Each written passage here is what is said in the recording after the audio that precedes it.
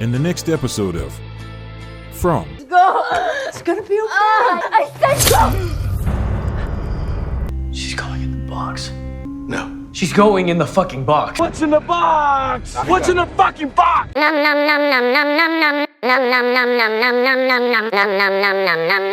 Hello everyone and welcome to Geek Anime channel. I'm your detective host Igor, and today we are going to deep dive into From Season 3 Episode 7.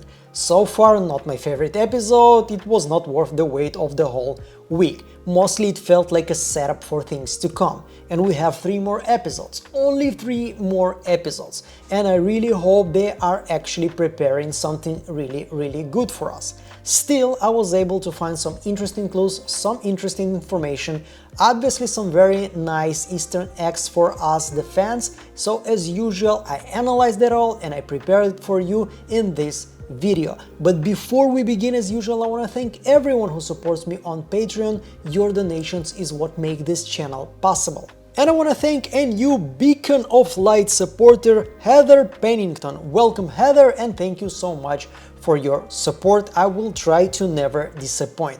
Now, let's dive in. In this episode we have 5 storylines. We have Victor and his dad, we have ELJIN on his trip, we have Tabitha, Jade and Ethan meeting Jim, we have Julie and Randall going for a road trip, and we have obviously Fatima, Boyd, ACOSTA and everybody else going through the main storyline. So actually I want to start with Victor's storyline. It's the shortest one. It's probably take me just a couple of minutes, because first of all, we went through Victor's room many times. I'm not gonna go over once again every little detail we've seen in the room, because we've talked about it, so you can check my other videos. This is the next day after episode 6. This is after they spend the night, so he's trying to scream at the doll. Henry comes and he's like, well, you can't keep doing this because I want to be annoying, because once again we don't want your advice here, Henry. We want actually Victor to follow through. This is season 3 episode 7. This is not a time and place for a new character to come and say like,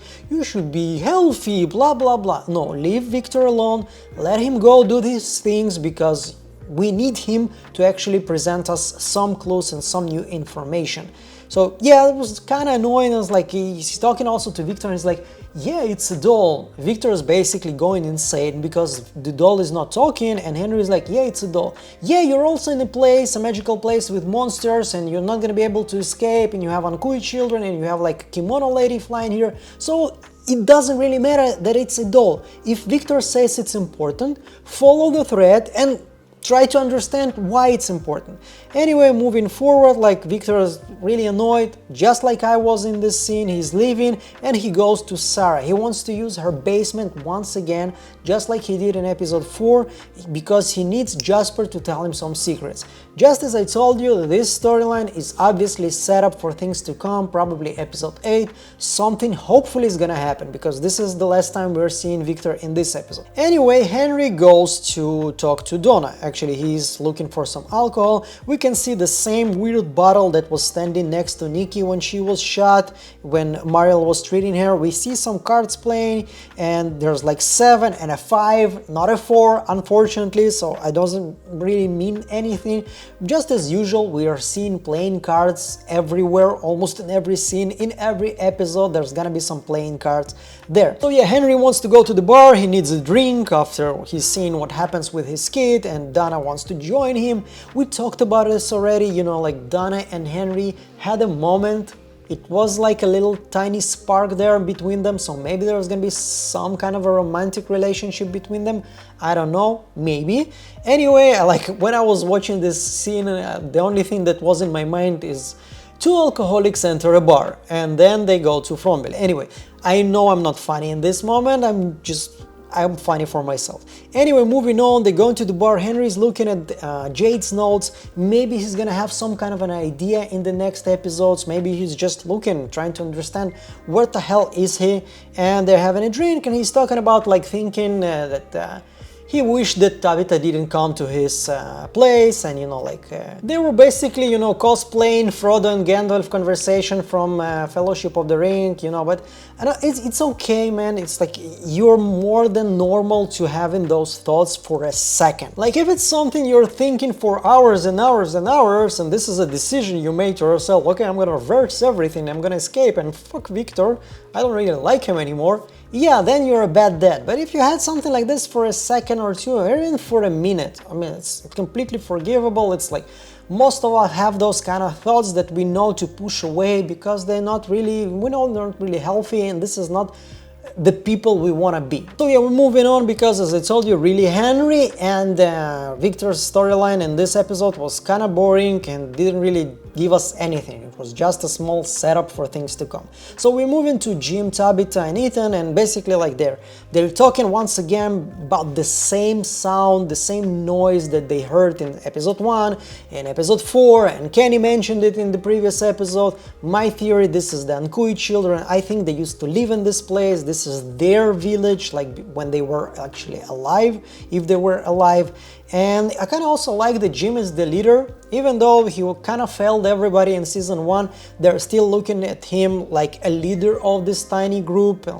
So yeah, he obviously has some kind of leadership qualities, obviously, but suddenly he hears his family, they're coming and like, yay, like what happened? Is Julie okay? This moment was kind of bugged me because this lady here, this is not nice. What are your manners? You need to have some manners in this moment. It's basically, you see a guy, his wife and his kid standing here. They just arrived like 5 minutes ago, and you're like, Jim, are you coming or not? How much time are you gonna spend with this bitch and her stupid little kid? And this bearded one. It just felt weird, and Jim is like, yeah, you know what, yeah, go Power Rangers, I'm gonna stay here with my family. So Jade is, like drawing some images. Once again, no new information. We've seen those creepy, statues many times, and meanwhile Tabitha is trying to convince Jim. Jim's kind of have a point here. He's basically saying like, a lot of people here already thought they know the answers, they know what's gonna happen. Like Sarah was hearing voices and she almost killed Ethan and killed a couple of people also. Yeah, I was also thinking that I figured out this place and I almost got Donna killed. So yeah, maybe what you're experiencing right now is not exactly something you need to follow through, but like Tabitha is actually telling him this is different because this is something I experienced way before I was in this place. So are you a cuckoo? No, I'm not a cuckoo.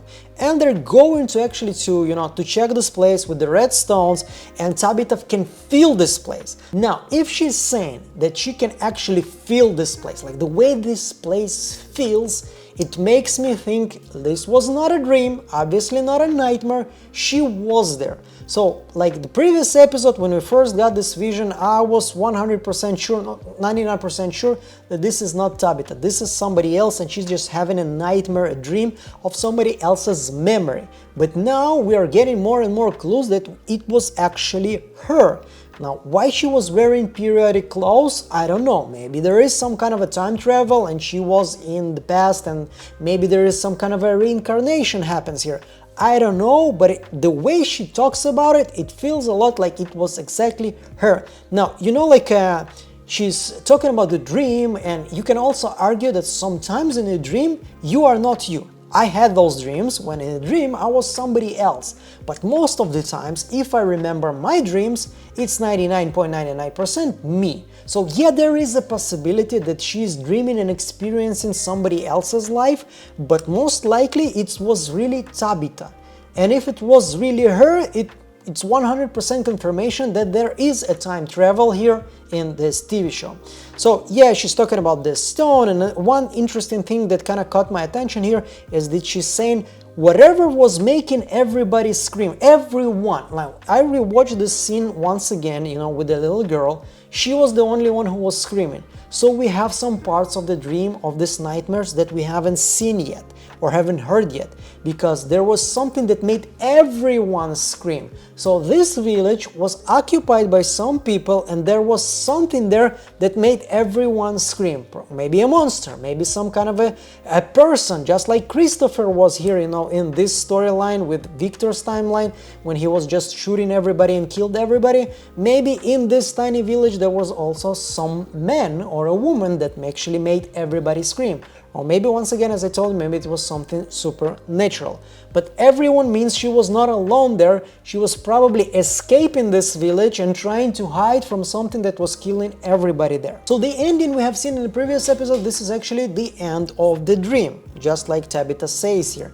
And Jade is talking here about Aristotle. Now, Aristotle was talking about determinism and about fate and about, you know, free will. So his main idea was basically there is something to fate. There is something that the world, you know, the events that happens in the world, this is something basically that will happen no matter how much free will we have. But still, people, like a person, has enough free will to influence his own or her own life. So Jade is saying that Aristotle maybe was wrong, and maybe everything was predetermined for Tabitha, and she was destined to come to this place. If she was having dreams when she was young, there was no way for her not actually getting there. Now, she is experiencing way differently than, for example, Miranda. Miranda, we knew she was taking some drugs and she was already an adult and she had already a child when she first had visions of Fromville. Maybe we have Abby, you know, who was also having some kind of a dreams when she was a little girl. Maybe she was also the chosen one. We talked about it in the previous episode. But so far, there is no 100% clear pattern of what happens with, you know, the mom of this village, of this Fromville village. Anyway, we're moving forward to the next storyline. We have the sweet ELJIN. So sweet. He actually made this, you know, this thingy for the child, you know, and they're playing, I think it's called a mobile or something like this. And everybody is like so awed by how sweet he is. And you can already hear that I have some kind of a sarcasm in my voice right now, because the end of ELJIN's storyline in this episode kind of made me really worried about him.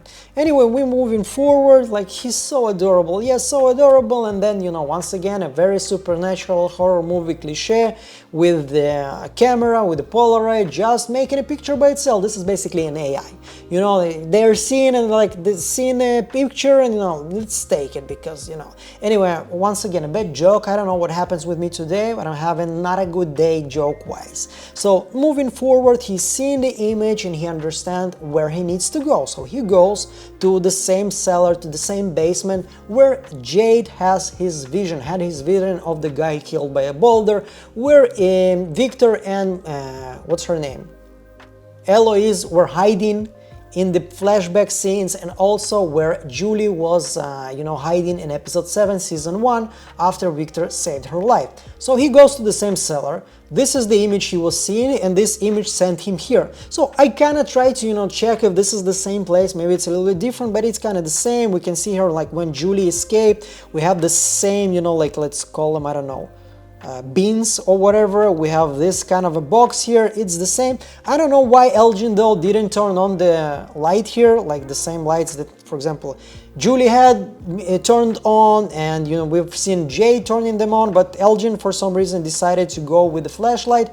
And look at this moment, and like here we can see that in this hall something moves. It looks like some kind of a rope or something. I'm gonna put a video on the screen right now so we will see it zoomed in. I don't know what it is. Maybe it's something, or maybe it was just something during the production. Maybe it's like a cord for a microphone, for a boom mic or something like this, and they just didn't remove it in post-production. Or maybe something actually moved there. Maybe, but very skinny kimono lady. I don't know what it is. Anyway, just notice it, and as usual, I notice, I share. And yeah, we're moving forward, and they're looking, like ELJIN looking at the cupboard, the one that was already open when Jade had his vision, and Julie opened it up like when she was escaping through the faraway tree. So he opens the cupboard and there's nothing there. He's about to leave and suddenly he hears a knock, and then he can just move the cupboard and he finds there something very interesting. He finds there a room with a bed, with a candle, with a table, and like a very ancient-y, old-looking kind of a chair, and at this moment I was really angry. And I don't know who am I angry at the writers or the people in this place. Like, how many times you've been into this cellar? How many times have you noticed that this cupboard is not filling this whole space there? So after hearing how Julie escaped the massacre in Colony House in season 1, after seeing in this cupboard a vision of somebody that was killed by a boulder, and probably something that was experienced by other people in Fromville, none of you ever thought about moving this cupboard and checking maybe there is something there. There is a secret door actually there, behind the place that Julie left when she escaped through the faraway tree. Like, how stupid can you be not to check this, something like this? Let's just move it. Move it. I like to move it, but you don't like to move the cupboard. This is pissing me off. I don't know who I need to blame here. It's either the writers or it's just they basically telling to us like, this is very stupid people here in this village. Don't hope they're gonna escape, don't hope they're gonna save themselves because they're very stupid. And basically this whole place is just, you know, a supernatural ploy to eliminate the stupidest people on planet Earth, and nobody will notice. Like, this is how you do it. Maybe, I don't know. Anyway, we're moving forward and there's somebody who is dead there. So he's wearing the jeans, he's wearing a shirt. It doesn't look like very modern, but it also doesn't look like something very old, like the guy that was smashed by a boulder. He's also having like a beard, so I have this kind of thought maybe it's Martin somehow before his death, before he became like a spirit or something that's trapped in the dungeon. But you know, I also heard that you know, like people's nails and hair grow even after they die for a period of time, so I don't know. Anyway, as usual, I'm gonna have to rewatch probably the whole 3 seasons to check maybe one of the monsters, maybe somebody else was actually wearing those clothes. But who is that? I have no idea. So my first thought was basically, you know, like the kimono lady, she brought him here like to tell him like this is the place that she was maybe killed or whatever, and this is her laying here. But you know, no kimono. It doesn't look like a female body, the clothes doesn't look female at all, and also the beard doesn't look female at all here in this situation. Anyway, like this is the moment that kinda made me raise my eyebrows. Because like, is this really where it happens? It's not where it happened, this is where it happens. So it's something that it's about to happen in the next episode, in the future things to come. Like if it was a place, let's for example, like, you know, once again in every supernatural TV show or movie, if a ghost wanted like to resolve its murder, they're gonna find the hero and they're gonna bring the hero to the place when they were murdered, so the hero will be able to find who did it or something like this to start an investigation. But here, like, she brought him to a place where it happens. So something stayed behind the scenes here, you know, with the characters, and this something is probably not going to be very good because it's not going to be a marriage or, you know, like a happy childbirth or something like this. And since the kimono lady is somehow connected to Fatima, my theory is basically like Fatima is pregnant with her baby, like the ghost, the kimono lady, she was pregnant somehow. And there are different realities here that kind of intertwined in this place, and maybe Fatima is basically experiencing somebody else's pregnancy. But this is where it happens. Like the only thing that comes to my mind, and I really hope I'm wrong, this is where Fatima supposed to give birth. I think so. Anyway, it looks like we have like a repetition of Sarah's storyline. It looks like, you know, ELJIN is being convinced by the forces here to do something terrible. I hope not, but like if it was something good, it wouldn't be presented like this to us. It wouldn't be shown to us like, is this really where it happens? Maybe they're trying to subvert our expectations, but you know, like after the end of this episode, I'm pretty sure they're not. Anyway, we move into the next storyline, and there's Julie and Randall, and as the synopsis used to say about this episode, they are seeking a bit of normalcy, and they were kind of flirty in this episode. It kind of reminded, you know, like a school years relationship, with a guy being like cool and distant, and she's like being, you know, really charming and like not giving a crap about his awards, but she knows that he have a heart of gold, and you know the story, you've seen it many times in movies. So Julie wants to spend the night with Christy and Marielle because like all family left and she doesn't want to stay alone in her house. I kind of understand her. I wouldn't want to. Anyway, she's like, we can already see here this kind of a flirty behavior. She's like, yeah, you want to be weird with me after we smoke some weed? And she's also like, you want some company? And he's like, nope. And she's like, okay, I'm going to pack my bags and I'm coming after you. You know, as I told you, it's very high school kind of a romantic relationship. Now, Julie, she's 15, 16 years old. Randall's a 20-something years old dude, so I don't know if it's gonna be romantic. If yeah, it's gonna be pretty weird because the age difference here is kind of weird. Anyway, like they're moving through the forest and Randall is looking for the chaga mushroom.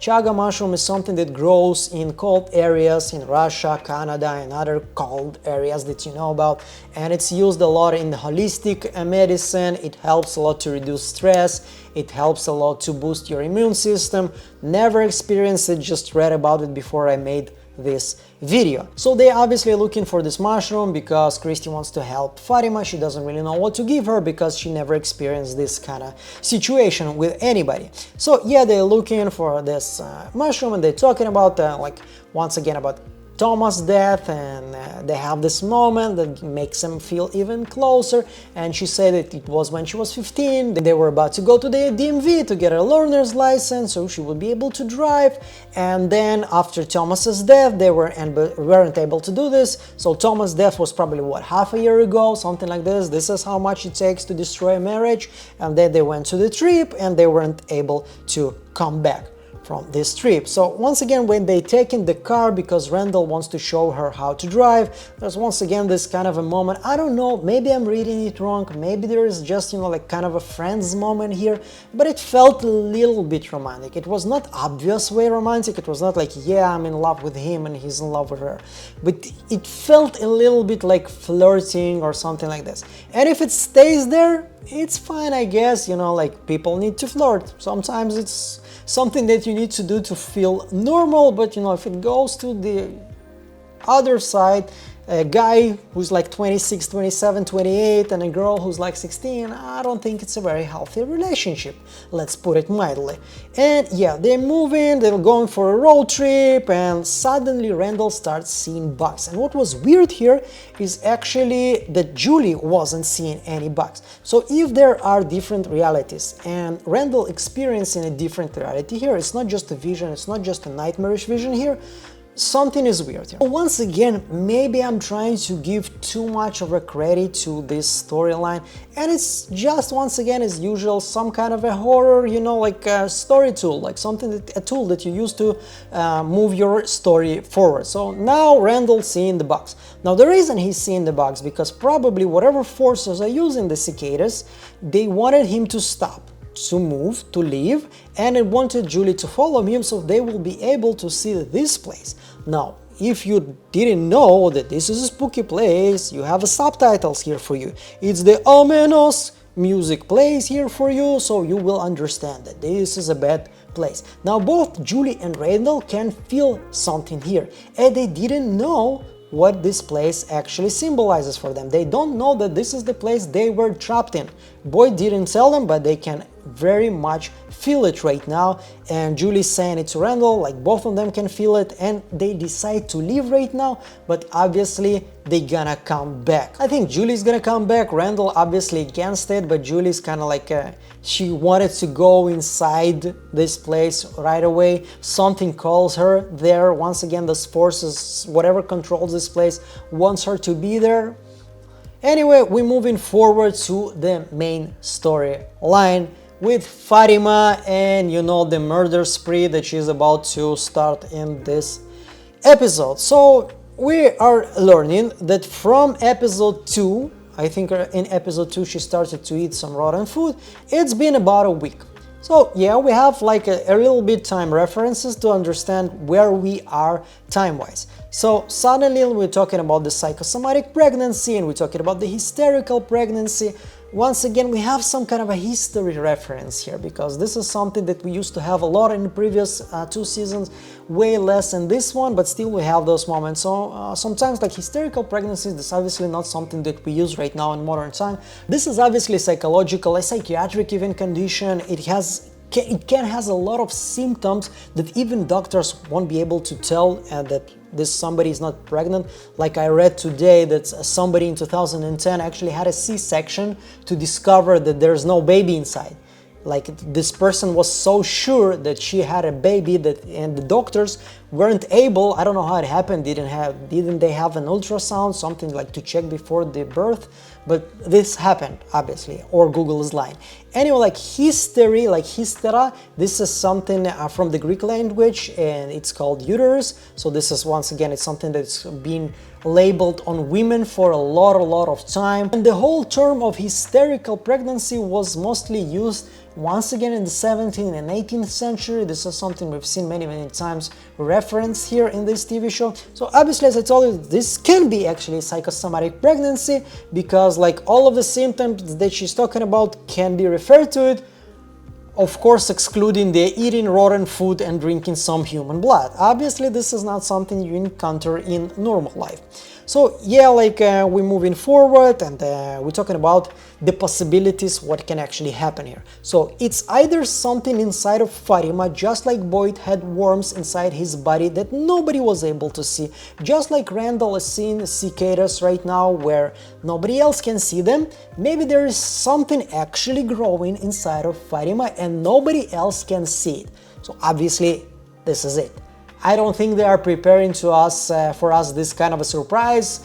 Like this is not a pregnancy, yeah, psych, you know, like did you, that's it, like move on. Probably not, it's gonna have some kind of a development.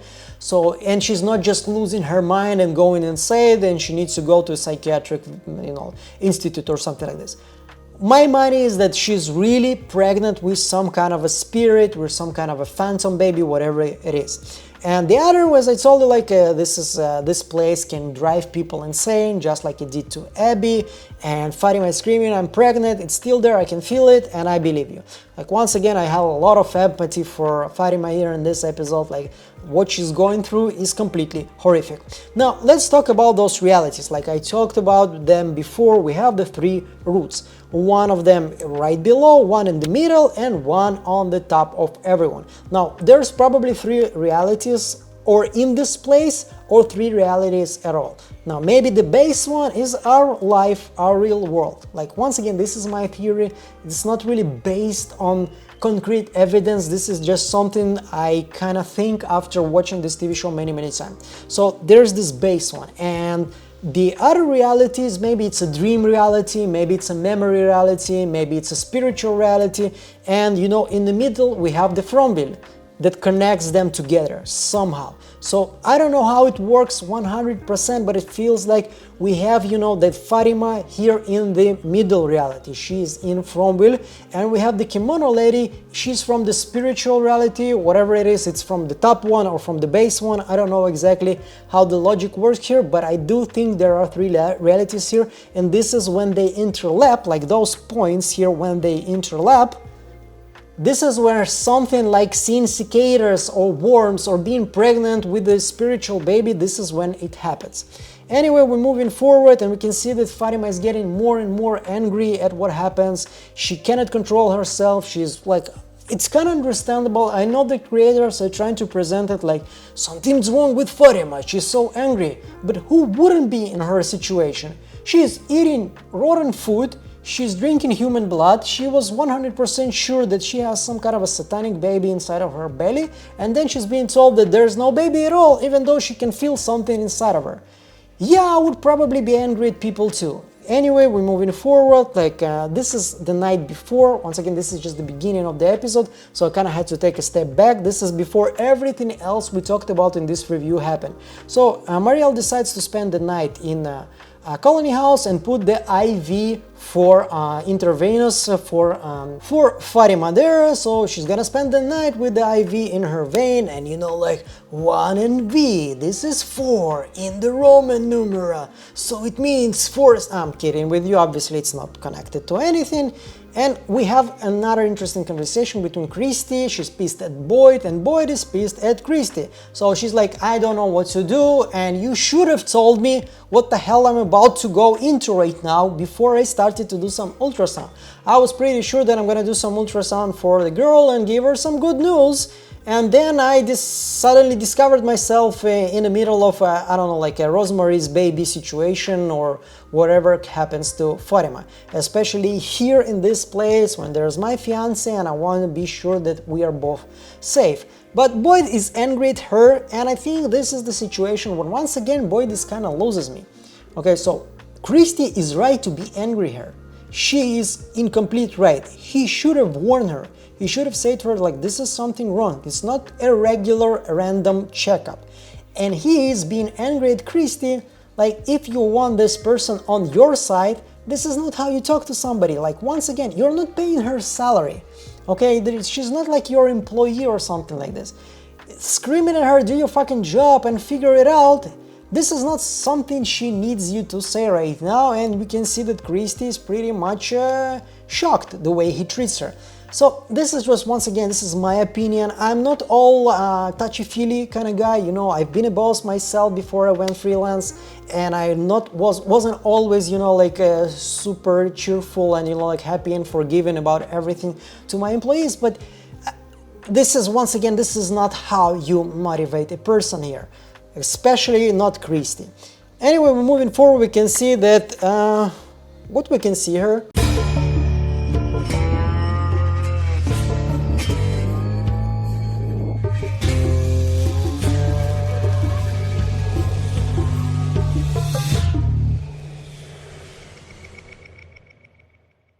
So yeah, the plan is working. Boyd is being broken more and more and more. And we can see that Marielle is, she's actually trying to find some connection with Fatima. She explains to her that she knows exactly what it feels like to be violated by this place. I feel like most of the review, I'm just recapping, retelling you everything that happened in the episode, and it feels a little bit too much. I usually like go through the scene and I find something, and there is another scene and I find something, there's another thing and I find something, and this episode is basically nothing happened. Like, some things happened, but most of it just conversation setting up for some things to come. We kind of know they're gonna come already. Like, something's gonna happen between Boyd and the community. People are losing their faith in him. We've seen it many times, and right now we've seen it already with Boyd and Christy.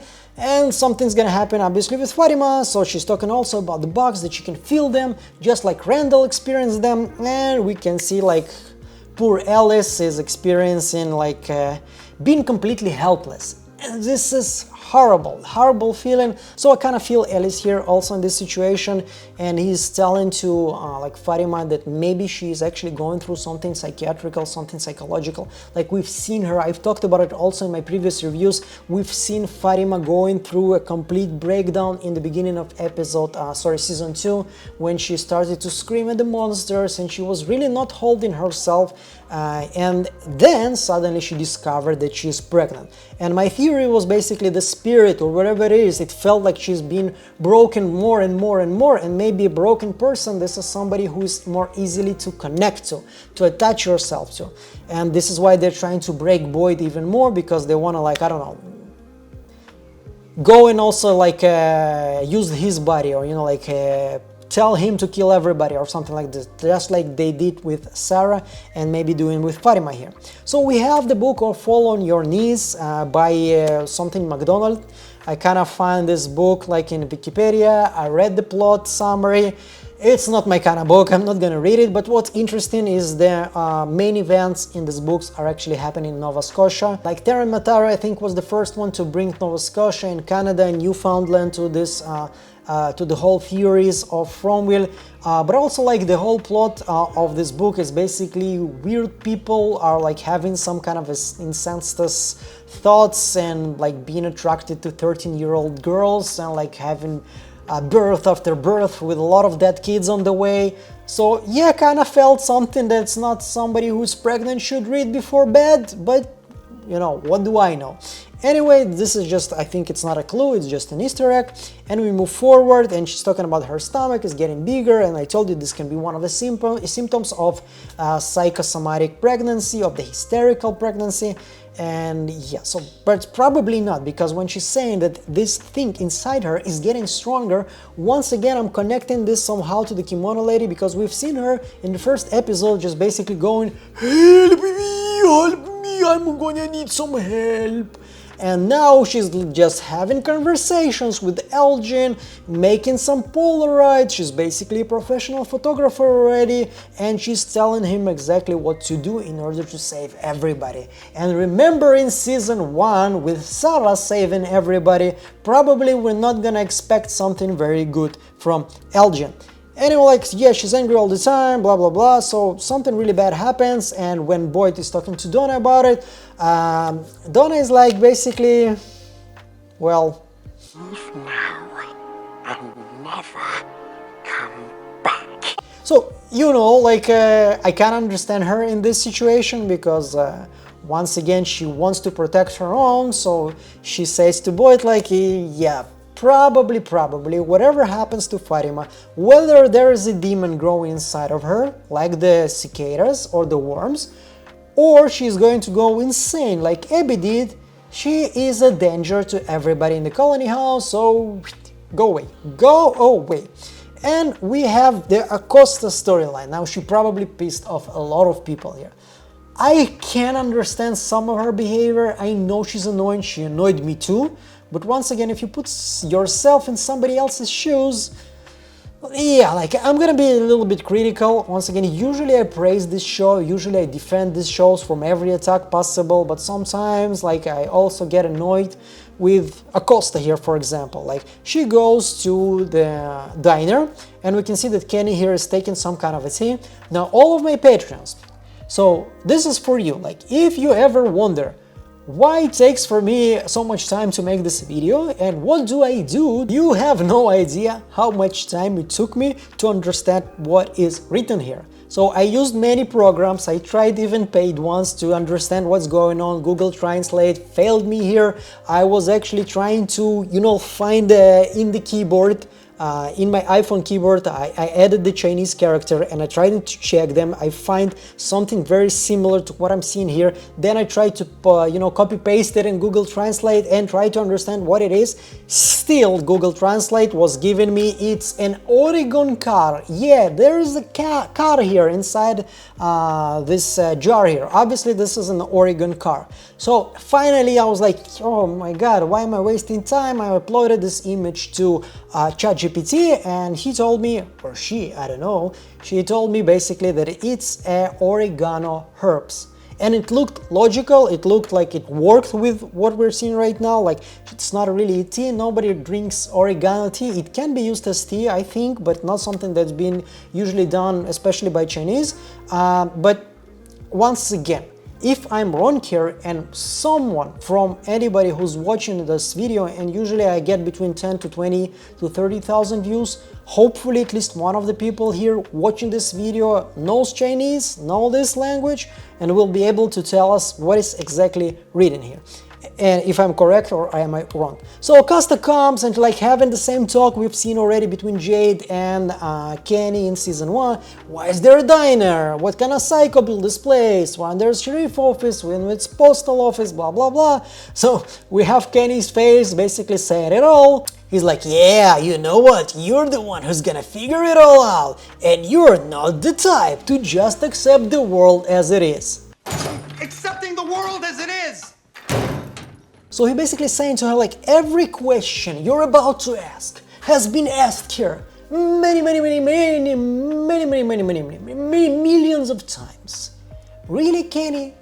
I kind of started to suspect him at this moment. I know he lost his dad and his mom, but like the way he was talking, like, what about a question about the cupboard in the freaking cellar where people had visions and were escaping to there through the faraway tree? Did anybody ever ask a pretty obvious question? Let's move the fucking cupboard and see what's behind there. If there is something, it's worth to try. So no, not many questions were actually asked in this place, and maybe people should start asking those questions because we're in season fucking 3 already. Anyway, we're moving forward, and he's like, you either adopt or you lose your mind, and blah blah blah, and she's like talking about her family. She's saying she doesn't really have a family. Maybe there is kind of a story back there. It felt like very personal, like there is something there. Maybe she was dished out by her family, I don't know. Maybe we're gonna get there, maybe not. And this is the moment that annoyed me about ACOSTA. I can see her being angry. I can understand her being angry. I can understand her being, you know, like very energetic, trying to understand, to figure out this place. How do you escape? You know, like trying to put your fate in your hands, try to take control of your life, being angry at bored at some point. Like, this is a normal human response. This is, you know, like attack or flight. At some point you decide to attack. This is enough to, you know, like to look down and pretend that you're very shy about everything. At some point you have to attack back. So yeah, like some of the moments were kind of understandable for me during her fight with Boyd, but this moment when she tried to present herself as a victim, I was not buying it. It's like, I'm gonna have to live with it for the rest of my life, nobody gives a fuck. Yeah, you will, yeah, but also there is somebody who's not gonna be alive anymore because of you. So every time somebody throws it in your face, you don't get to defend yourself by saying that you also feel bad about it. This is not a good defense in this moment. Once again, this is just my opinion. So suddenly we have the, ooh child, things are gonna get easy. I'm sorry, I'm not a good singer, but I love to sing in my videos because I'm very hyped up, I'm energetic. And you know, like finally we have some really concrete clue about who's standing behind those music boxes. Is that something else you get comfortable with? Thanks for the tea. You didn't even... Excuse me. Once again, obviously I'm kidding, but I know that some people need this clarification. But once again, it felt like appropriate song. Like, you know, ACOSTA is, you know, going full Hulk here. She's crazy. I'm not gonna adopt your attitude. I'm the angry one. And the song is like, calm the fuck down, please. Ooh, the hero arrived to this town and she's gonna save everybody and she's gonna escape. Okay, we've seen it. Ooh, child, calm down, please. This is how it felt for me, at least in this moment. So she leaves and Bacta comes and she offers to reopen the diner because she probably wants to replace Tianchen, and Kenny maybe is gonna have a problem with that, but he's also like, you know, kind of understandable guy and he knows how to be a bigger man in a situation, so he's probably gonna agree and Bacta's gonna have a role there because everybody needs to have a role. I don't know. Anyway, we're moving forward and we have this conversation and it's like, it felt like a 25-minute scene and the whole scene was like, give me my gun, I'm not gonna give you a gun, now give me my gun, no I'm not gonna give you a gun, do you want a gun, no I don't want it, my gun, no your gun, yes gun, no gun, no gun, yes gun, give me my gun, no I don't like your gun, you gun, I'm gonna gun you, yo. Shut up already, please, give her a gun and let her live. And he's like giving her the gun because she wanted to have a gun and he doesn't give her bullets, so this gun is basically useless. It's just like stamp here, you can throw it at somebody maybe, yeah. So what was the point of this conversation? I understand mainly is because to see once again there's gonna be probably like two halves of this whole tribe of Fromville. I think that the whole town is gonna break into two groups. Some people will stay with Boyd, they're gonna still follow him, and maybe some people that are angry at him for his behavior this season are actually gonna be used by ACOSTA. She's gonna use the anger towards Boyd to, you know, to spark it even more and to, you know, to be the leader of her own group. This is my idea for what's gonna happen, and this is why we had this scene here. Anyway, we're moving to Tillybeck and she's offering her help to Ellis here, and she's explaining it by her love of a good love story. This is why she really wants to help Fatima and Ellis here. Now, she kind of cleared all of her, you know, like suspicions about her in the end of this episode, but I still cannot shake them off completely. Like something doesn't feel right here. Doesn't feel genuine enough. It feels like you just love a good love story. This is why you're helping her so much. The more logical answer here is like, why not? I'm a woman, I remember what it is to be pregnant, and seeing somebody going through shit like this is a very good reason to be helpful. I know if I was in this situation, I would offer everything I can to Fatima to help her. And I'm not even a woman. And I don't even identify as one. So, like, it's just being a decent human being, like offering help in this kind of a fucked up situation. Obviously, have some empathy here. But she's talking about the romantic love story. And she doesn't convince me. Like, I know she's probably not an inside woman here. You know, like, she and her being killed here in the end of the episode. But there's, once again, something here is off about her character. I don't feel we got all of the answers regarding Tilly.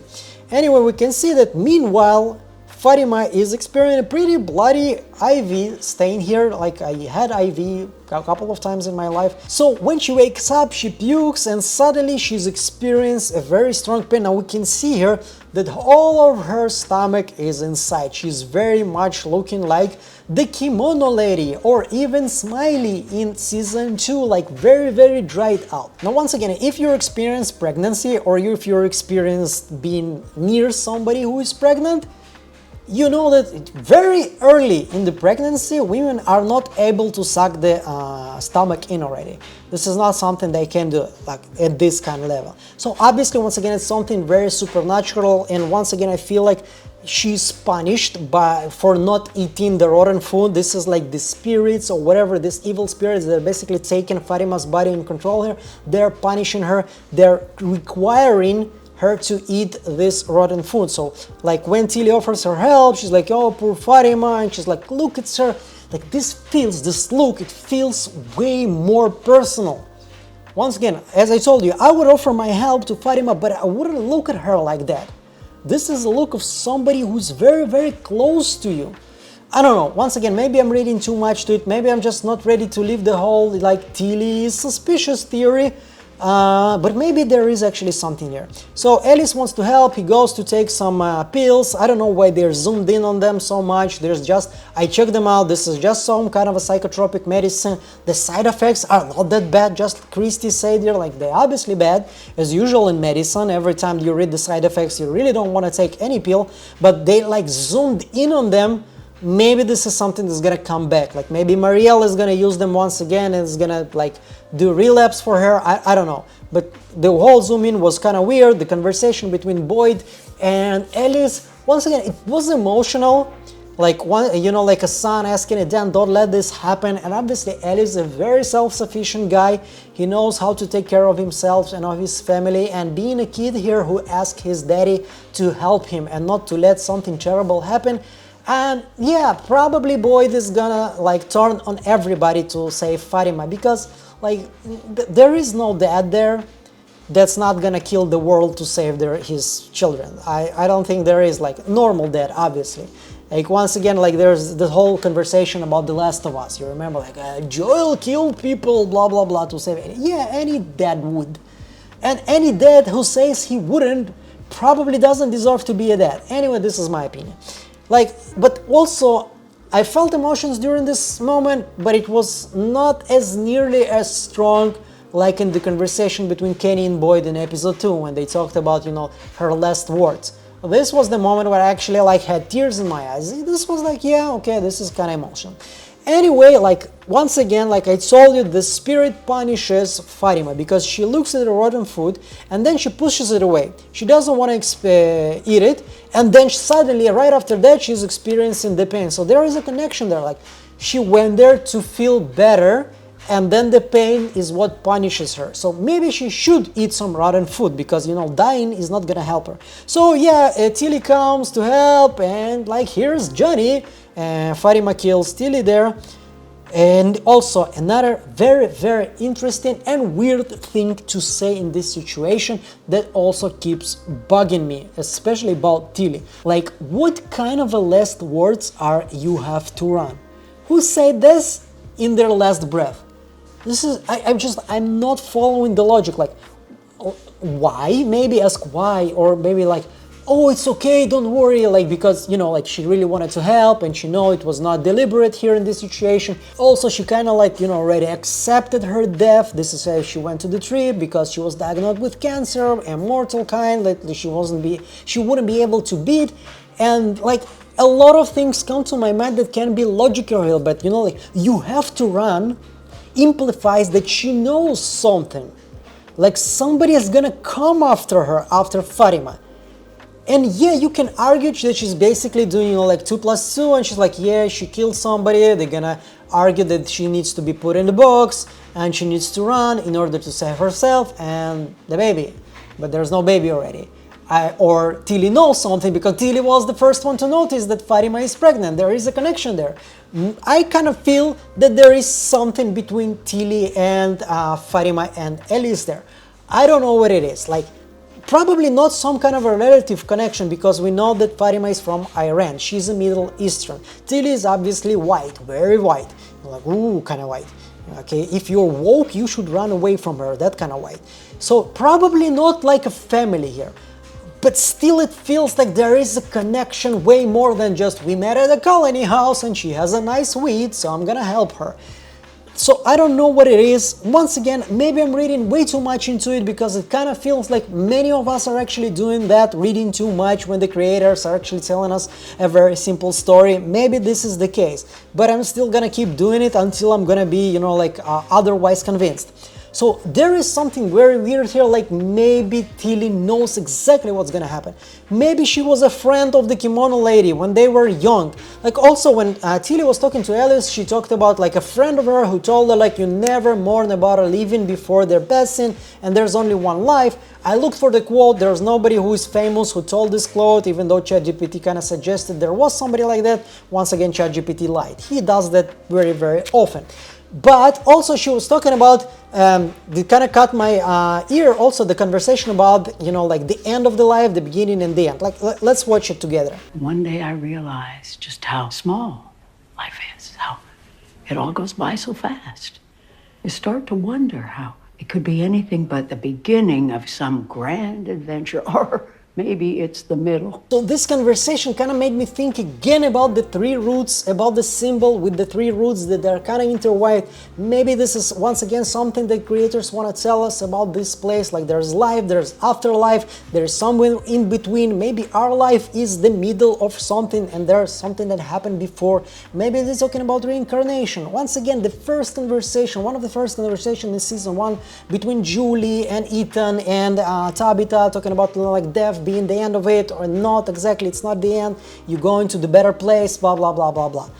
I don't know, like, and then we see the end. Basically Fatima is like, what have I done? We know that Alice witnessed it, and yeah, so what's gonna happen next? Probably Alice is gonna ask his dad to help because, you know, like the logical solution here is that Fatima needs to go to the box, and obviously he would never send his wife to the box. Nobody normal would, obviously. I would never do this also in his place. And the sheriff, Boyd, is gonna help. And once again, after everything here, you know, like after screaming at ACOSTA, after endangering people in the colony house, in the Fromville itself, by letting Fatima stay like alive and not really hurting her any way possible, he's probably gonna compromise himself as, you know, like unwavering leader of this place. Like he was screaming, I'm the one who keeps people safe. You're not anymore. You decided to choose your family, which is a logical solution here, in my opinion, in my humble opinion. I'm not gonna force my opinion to you. You are more than welcome to have your own, but in my opinion, you should always choose your family. And that's what Boyd's gonna do, and this is what's gonna cost him the town's trust. So yeah, anyway, soon we're gonna have some images and probably a trailer for the next episode, and obviously I'm gonna watch it and analyze for you on this Tuesday. So thank you so much for watching until the end. I hope you enjoyed this video. You're more than free to support it in any way possible. If you don't feel like it, just by watching till this moment, you already gave a lot of support to this channel, and I thank you so much. So, as usual, I'm gonna see you on the next one. Bye!